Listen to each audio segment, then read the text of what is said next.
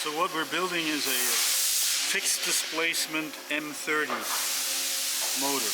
This particular angle, it keeps the pistons on a fixed angle. Every time it turns, it's always the same pitch. Okay, that will always, doesn't change. That's what I mean by a fixed displacement. So I'm just going to make sure everything's good, and then I'm going to install it into here. I'm just checking if there's any burrs on the bottom. That's what that is a cam. And how do you install it? How do you know where to put it in? You know, it's going to be that way. And it says high end is going to be by the dowel pin. Okay? So this is the thick end. Thick end could be bad, so it's going to be put in just like you see it.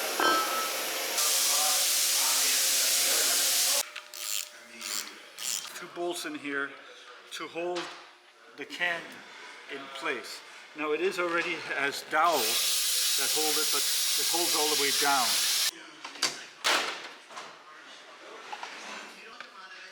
After a while, I don't have to go to the book to find which size O-ring or whatever. That's just from time. The reason why this keeps bouncing back and forth, because that O-ring, it creates an airlock. But eventually it'll settle in. Is that dirty? Just ruined it. You know, they're meant to pick up. Nope, like, move your hand. Back up. I don't know why you're doing all this. Because just go down on the crate.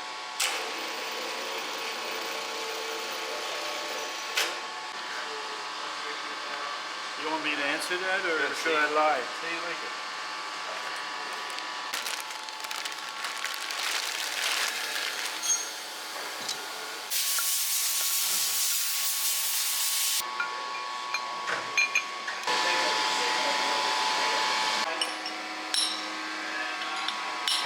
It should go in really snug, but you can never force it in, you know, because you could damage, put burrs on or nicks on, and then it really won't go in. This is a seal retainer, and this is the seal. In the new style, this is a bi-directional seal. It stops oil from coming out, but it also lubricates the shaft bearing. The shaft bearing is this right here. See? So what happens is, in the old days, they used to have two seals, one for the front and one for the back here. But they upgraded this. I first got to press this in, and then put this snap ring over, and then this will get installed here.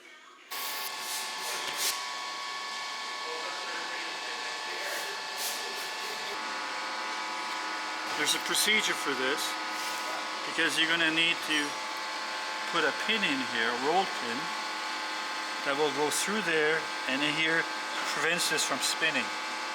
Okay? There's a procedure to this, and you need these pins here. Okay? So the roll pin will go through here and into there, so the thing doesn't spin. Okay? I might actually do this right after break, because I don't want to rush anything. This is a very critical part of the operation right now. Put the snap ring in so it doesn't come back. Then I put the roll pin in.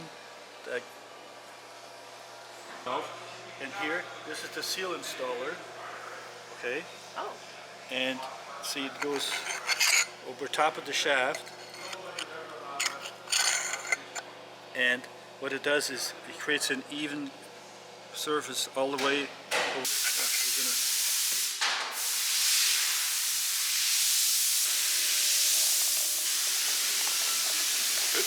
Yes, thank you.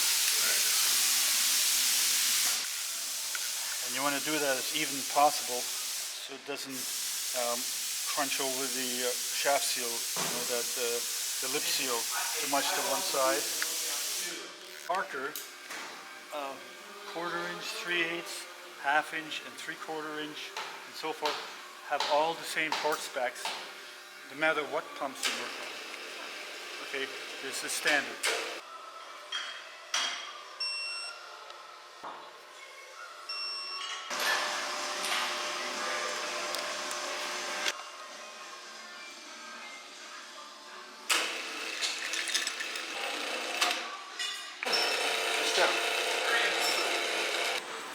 This is what they call a creep plate. Means when the pistons move on it, it moves around a little bit. It's a takeout from a brand new pump, but it was a takeout, meaning that it hasn't really been used. It's just been run enough to test it at the factory. And the reason why I washed it is in case there's any contamination on it. That's why you see I'm the bag man. That means that I've looked at it already. I think it's good enough to put into this unit, but in this time I felt because it had the old oil, maybe some dust got on it or some contaminants, and I don't take chances.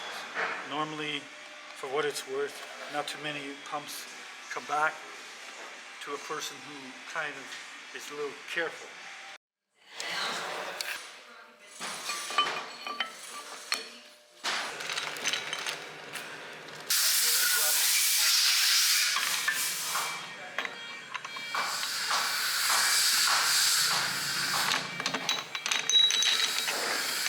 Done then when I was his. Now I'm gonna put a spacer here so these stand up more vertically.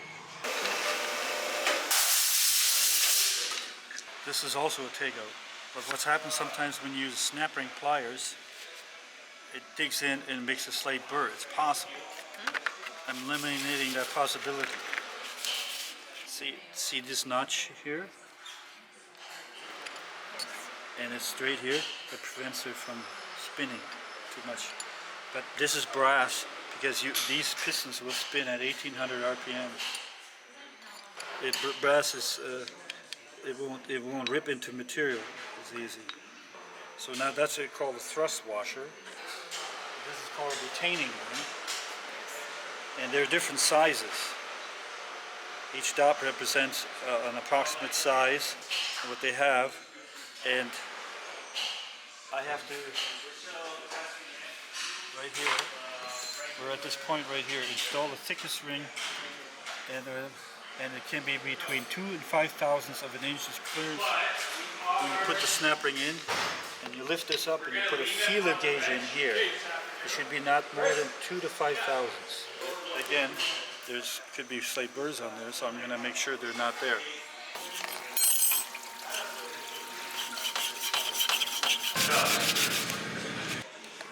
$25, $50, $75, $80, $83,000. That's the thickness of the ring I have right now. So when I put that on, I will measure what gap I have, and then if I need a different one, I know where I need to go, which size I need. There we go. So first we see whether it rotates, and now we're going to see what the gap is. So it's supposed to be between 2 and 5, right? Yep. And the proper way of doing this is you hold it by the book and you pull it straight up. Okay, I can easily put 5 under there. So this is 6/1000ths. I can easily put that under too. Is that 8? 7. 7. Nope, that's not 7. That was 15. I didn't think so because the 6 went over so easy. So straight up. If an 83/1000ths retaining ring gives you 7/1000ths clearance, we need to be somewhere between 2 and 5. So let's say we want to be somewhere around 3, right? So we need a thicker one. So we need to be at 3/1000ths. So that means we have to add 4/1000ths to here. Because we only want to be at 3, which is a difference of 4/1000ths, right? So that means over here we need a snap ring or retaining ring, of 87 thousandths, if there is such a thing. You see how it has a chamfer and the color? You always put that up in case there's a burr there, and it gives you a false reading if this is really sharp. So 85, 87. Just because of that, I'm still going to make sure there's no sharp edges on it, which will give us a false reading. Some people might say I'm a little too careful, but that's how it is. I don't have too many pumps coming back. That doesn't mean I'm better than anybody else, it's just I'm more careful. If they're twisted, because it's so strong, it'll give you, it's artificially giving us a too tightness, even though it's not really that tight. 4. No, I cheated. See, I went like that. That's not what the book says. So, having said that, it's probably a 2.5 thousandths. Very close to what we figured, right? The barrel's over there, and the young kind gentleman can bring it over here because it's heavy.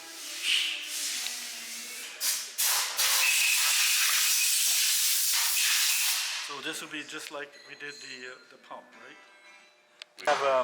They have to be also evenly. Yes. I took it all apart and made sure that these had lock washers in. And I turned each one of them a certain amount, so that's what equal, because it has to be loose when going in, right? But at least it has to be engaged. Yes. So I put that thing in there. The block, like the dummy block?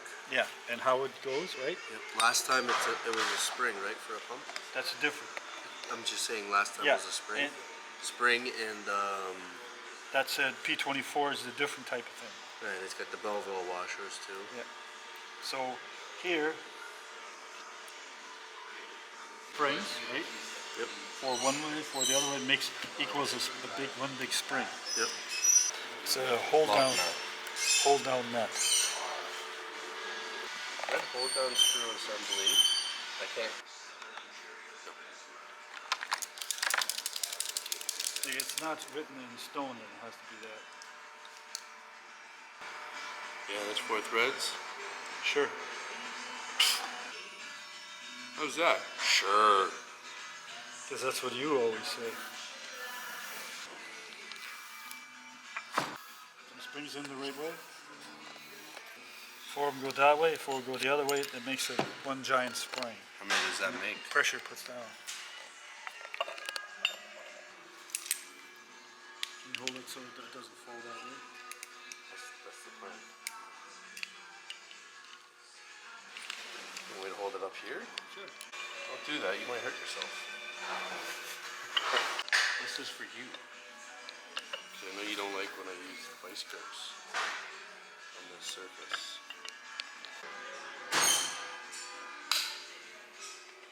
Ready? Okay,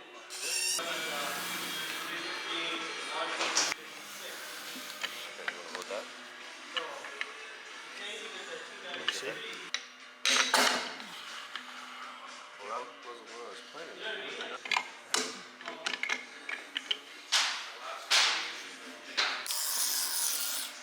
The barrel face is this. Yeah.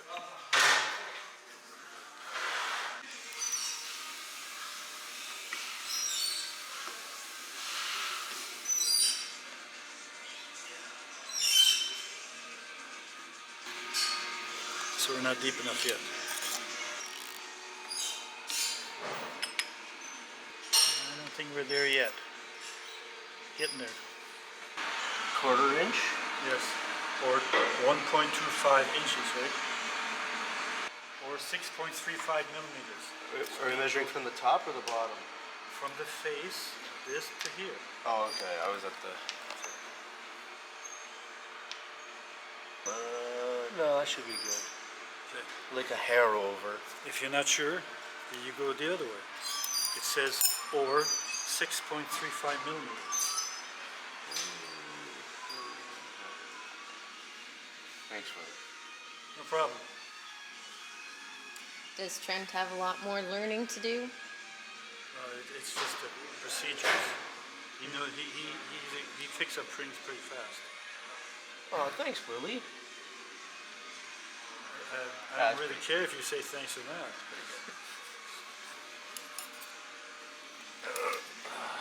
I'll pick up his knife here real quick. He takes after his Not dad. to be cocky. He does take after his dad. See, that's the German in me. Willi's a nerd, basically. Well, I was far from being a nerd in high school. Oh yeah? Were you a bad boy in high school? I did a lot of sports. And he didn't. A lot of sitting on the bench for different sports Is that teams. right, eh? I've seen you throw garbage in the fucking in the trash. So what this does is, the more you screw it down, it pulls this up. This pushes down onto the main shaft, and then it pushes it up. As well as your clearance from your piston, in your piston sleeve and your piston. I mean, in the barrel. If it's worn, that's no good because you'll have leakage. I mean, I don't understand what you're saying. when you pull it out, Yes. it changes your diameter or your space that you have in your sleeve. No. Yes.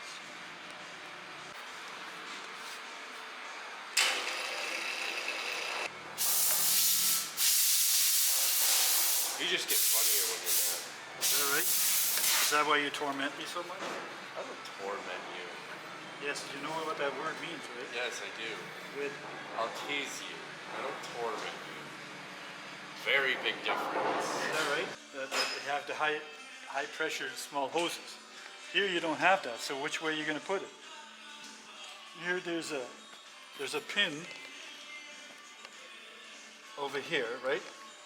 And over here would obviously be a small hole that would go with that, right? You feel it? Or Yep, right here. on the right away. Correct.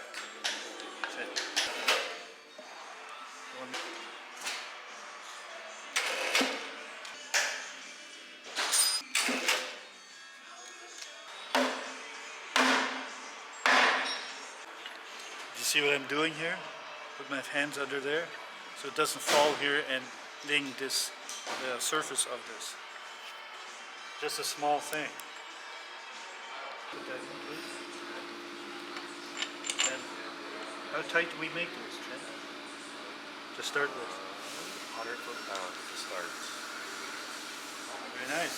And then it goes to 225. No. Or 220, or no. 250, no, it's not 250, is it? 120. Yeah, the top ones are tiny, correct? No, same.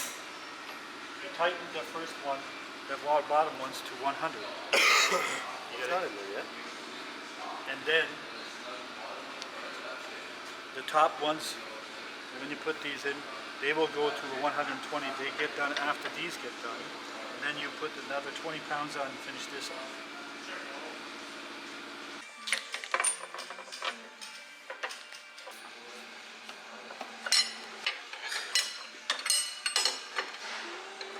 So you obviously see that these are all takeouts.